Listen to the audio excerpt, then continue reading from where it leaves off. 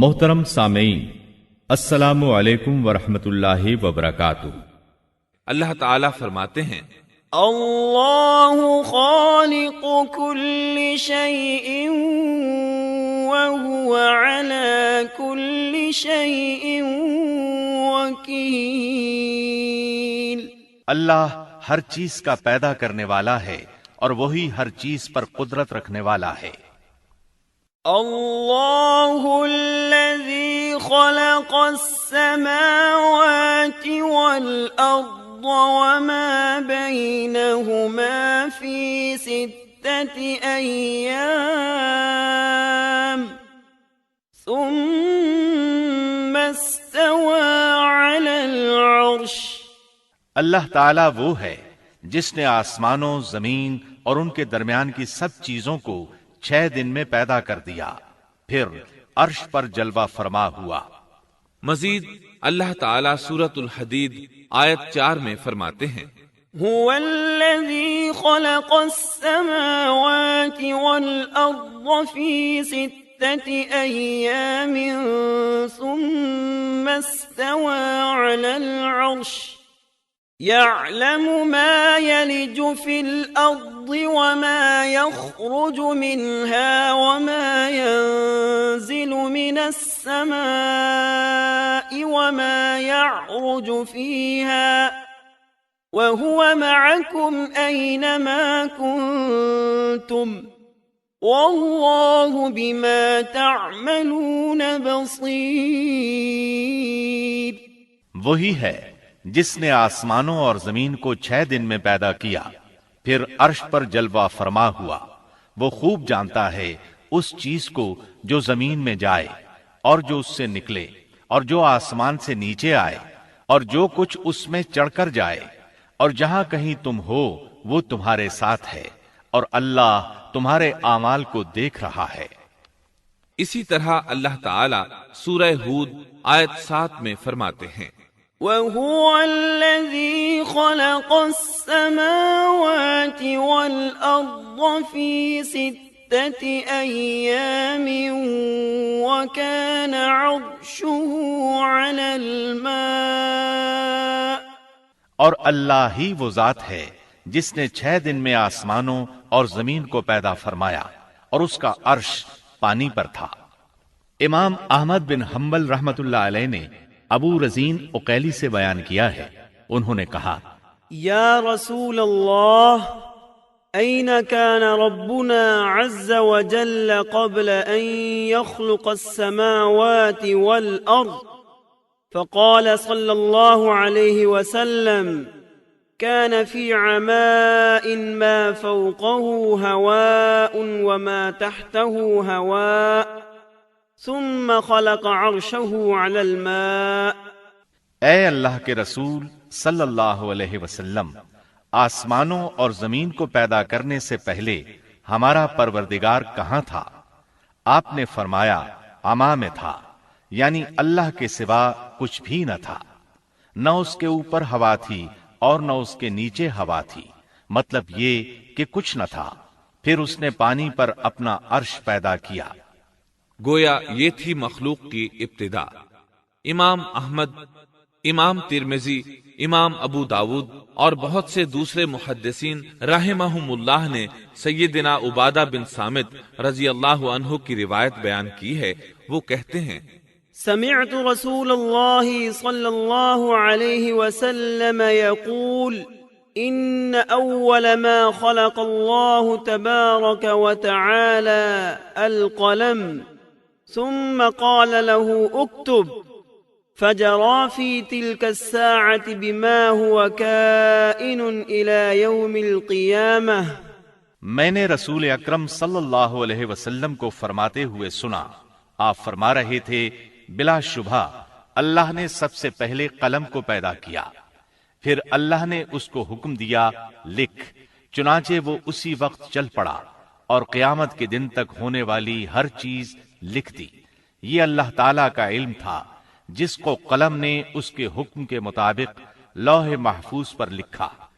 امام مسلم رحمت اللہ علیہ نے سیدنا عبداللہ بن عمرو بن عاص رضی اللہ عنہما کی روایت بیان کی ہے۔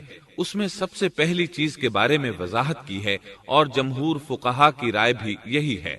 عبداللہ بن عمرو رضی اللہ عنہما بیان کرتے ہیں، سمعت رسول الله صلى الله عليه وسلم يقول كتب الله مقادير الخلائق قبل أن يخلق السماوات والأرض ب50,000 سنة قال وعرشه على الماء۔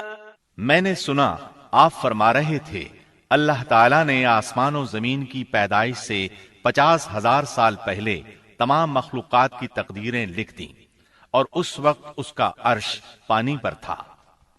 اس حدیث مبارک سے واضح ہو گیا کہ سب سے پہلے پانی اور پھر پانی پر عرش پیدا کیا گیا، پھر قلم کی پیدائش ہوئی، اس نے تقدیر تحریر کی، پھر آسمان اور زمین کی تخلیق ہوئی، اور جس حدیث میں آیا ہے کہ ابتدا میں قلم کو پیدا کیا گیا، اس کا مطلب یہ ہے کہ اس جہان کی مخلوقات میں سب سے پہلے اس کا نمبر ہے، نہ کہ باقی تمام جہانوں کی مخلوقات میں پہلا نمبر ہے، اور اس کا تذکرہ بخاری شریف کی اس حدیث میں ہے۔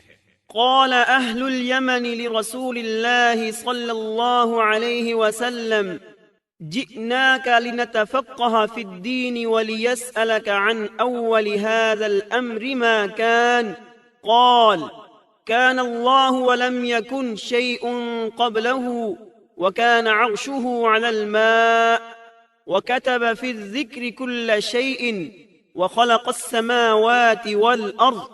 یمن سے آئے ہوئے ایک وفد نے رسول اللہ صلی اللہ علیہ وسلم سے کہا، ہم آپ کے پاس دین کی سمجھ اور ابتدائی خلق کے بارے میں پوچھنے کے لیے آئے ہیں، یہ کہ سب سے پہلے کیا چیز تھی؟ آپ نے فرمایا اللہ تھا، اس سے پہلے کوئی چیز نہ تھی، اس کا عرش پانی پر تھا، پھر اس نے لوح محفوظ پر ہر چیز لکھ دی اور آسمان اور زمین کو پیدا کیا، یعنی ابتدا میں پانی پر عرش کی تخلیق ہوئی، پھر قلم کی پیدائش ہوئی، اس نے سب کچھ لکھ دیا۔ علماء کرام کا بیان ہے، قلم کے فوراً بعد لوح محفوظ کو پیدا کیا گیا، چنانچہ قلم نے لوح محفوظ میں ہر چیز لکھ دی۔ اس کے بعد کائنات کی باقی مخلوقات اور آسمان و زمین کی پیدائش معرض وجود میں آتی گئی۔ اشیاء کی پیدائش والی ترتیب میں علماء کرام کے کئی اقوال ہیں، اور ہم نے آپ کے سامنے جمہور علماء اور فقہا کی پسندیدہ اور راجح ترتیب پیش کی ہے۔ آسمان اور زمین کی مخلوقات کی ترتیب کیا ہے، اس بارے میں امام مسلم رحمت اللہ علیہ نے سیدنا ابو ہریرہ رضی اللہ عنہ کی روایت پیش کی ہے۔ وہ کہتے ہیں، أخذ رسول الله صلى الله عليه وسلم بيدي فقال خلق الله عز وجل التربة يوم السبت وخلق فيها الجبال يوم الأحد وخلق الشجر يوم الاثنين وخلق المكروه يوم الثلاثاء وخلق النور يوم الأربعاء وبث فيها الدواب يوم الخميس وخلق آدم عليه السلام بعد العصر من يوم الجمعة في آخر الخلق في آخر ساعة من ساعات الجمعة فيما بين العصر إلى الليل۔ نبی اکرم صلی اللہ علیہ وسلم نے میرا ہاتھ پکڑا اور فرمایا، اللہ تعالیٰ نے ہفتے کے دن مٹی کو پیدا کیا، اتوار کے دن زمین میں پہاڑ، پیر کے دن درخت، منگل کے دن تکالیف، مصائب، جراثیم اور بیماریاں، بدھ کے دن نور کو، جمعرات کے دن زمین میں چوپایوں کو پھیلا دیا، اور تمام مخلوقات میں جمعے کے دن کی آخری گھڑیوں یعنی عصر سے رات کے درمیان میں آدم علیہ السلام کو پیدا کیا۔ مطلب یہ کہ ابتدائے آفرینش میں جن مخلوقات کی تخلیق ہوئی ان میں سے آخری مخلوق انسان تھا۔ اس حدیث میں مختلف حالات کو نہایت وضاحت سے بیان کیا گیا ہے۔ اس سے بخوبی پتہ چل گیا کہ ابتدائی مخلوقات کی ترتیب کیا تھی۔ ان میں سے آخری نمبر آدم علیہ السلام کا تھا، جبکہ آدم علیہ السلام نسل انسانی میں سب سے پہلے اور تمام انسانوں کے باپ ہیں۔ انسانوں سے پہلے فرشتے اور جن پیدا ہو چکے تھے۔ صاحب عقل مخلوقات میں سب سے پہلا نمبر فرشتوں کا، دوسرا نمبر جنوں کا اور آخری نمبر انسانوں کا ہے۔ فرشتوں کا اصل ٹھکانہ آسمان ہے۔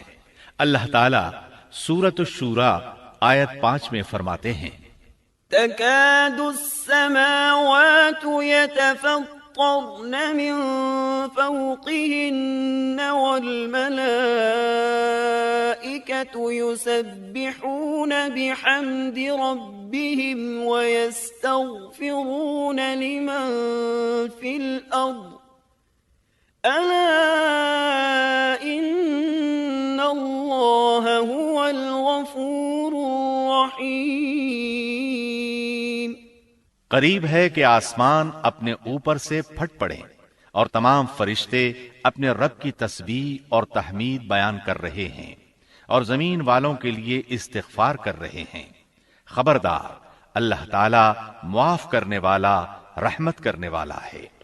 مسلم شریف میں ہے، سیدہ عائشہ صدیقہ رضی اللہ عنہا سے روایت ہے کہ نبی اکرم صلی اللہ علیہ وسلم نے فرمایا، خلقت الملائكة من نور وخلق الجان من نار وخلق آدم مما وصف لكم۔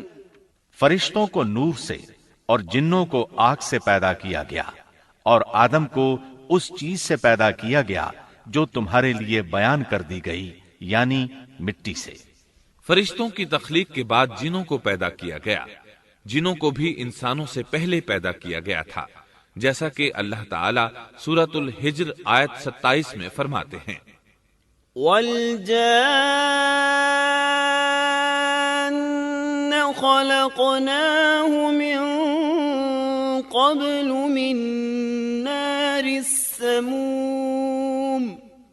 اور اس سے پہلے جنات کو ہم نے لو والی آگ سے پیدا کیا۔ جنات کے بارے میں بہت زیادہ آیات و احادیث موجود ہیں۔ اللہ تعالیٰ فرماتے ہیں، خلق الجان من مارج من نار۔ اور جنات کو آگ کے شعلے سے پیدا کیا گیا۔ مارج آگ کے بھڑکتے شعلے کے کنارے کو کہتے ہیں۔ گویا جنوں کو آگ کی جڑ سے نہیں بلکہ آگ کے شعلوں کے کنارے سے پیدا کیا گیا ہے۔ قرآن مجید میں اللہ تعالیٰ نے ابلیس شیطان کا قول نقل کیا ہے، خلقتنی من نار۔ تو نے مجھے آگ سے پیدا کیا۔ اسی طرح پہلے بھی بیان ہو چکا ہے کہ اللہ نے فرمایا، والجان خلقناه من قبل من نار السموم۔ اور اس سے پہلے جنات کو ہم نے لو والی آگ سے پیدا کیا۔ یہ ہے جنات کی اصل اور بنیاد۔ ابلیس ملعون بھی جنات میں سے ہے، اور اس مسئلے میں کسی کو تردد اور شبہ نہیں ہونا چاہیے، اس لیے کہ قرآن مجید میں ہے، إِلَّا إِبْلِيسَ كَانَ مِنَ الْجِنِّ۔ اور ابلیس جنوں میں سے تھا۔ مطلب یہ کہ وہ فرشتوں میں سے نہیں تھا۔ حسن بصری رحمت اللہ علیہ فرماتے ہیں، وہ پلک جھپکنے کے برابر بھی فرشتوں کی جنس میں داخل نہیں ہوا، اور نہ ہی وہ کبھی فرشتوں میں شمار ہوا ہے۔ وہ جنات میں سے ہے کیونکہ اس نے خود اقرار کیا تھا، خلقتنی من نار۔ اے اللہ، تو نے مجھے آگ سے پیدا کیا ہے۔ اگر یہ فرشتہ ہوتا تو اس وقت کہتا، اے اللہ، تو نے مجھے نور سے پیدا کیا ہے۔ اس لیے ابلیس کا جن ہونا روز روشن کی طرح عیاں ہے۔ سیدنا عبداللہ بن عمر رضی اللہ عنہما اور سیدنا عبداللہ بن عباس رضی اللہ عنہما فرماتے ہیں، آدم علیہ السلام سے 2000 سال پہلے جنات پیدا کیے گئے۔ وہ ہماری اس زمین پر رہائش پذیر تھے۔ آہستہ آہستہ وہ فسق و فجور میں مبتلا ہو گئے۔ جب وہ فتنہ فساد میں حد سے بڑھ گئے، ناحق خون بہانے لگے، تو اللہ تعالی نے ان کی طرف فرشتوں کا عظیم لشکر بھیجا۔ ان سے جنات کی زبردست مارکہ آرائی ہوئی۔ اس مارکہ آرائی میں فرشتوں نے جنات کو تہس نہس کر دیا، اور وہ سمندروں کی جزیروں میں پناہ لینے پر مجبور ہو گئے۔ زمین کے ہر بر اعظم سے انہیں جلا وطن کر دیا گیا، چنانچہ آج تک ان کا مسکن یہی جزیرے اور عظیم مراکز ہیں۔ یہ واقعہ آدم علیہ السلام کی تخلیق سے پہلے ہو چکا ہے۔ احادیث مبارکہ میں ہے کہ ابلیس ملعون کا ایک تخت ہے، اور وہ تمام جنات کا سردار اور حکمران ہے۔ اس کا شاہی تخت پانی پر ہے، اگرچہ اس کی متعین جگہ ہمیں معلوم نہیں۔ یہاں تک ذکر تھا سیدنا آدم علیہ السلام کی پیدائش سے پہلے کا۔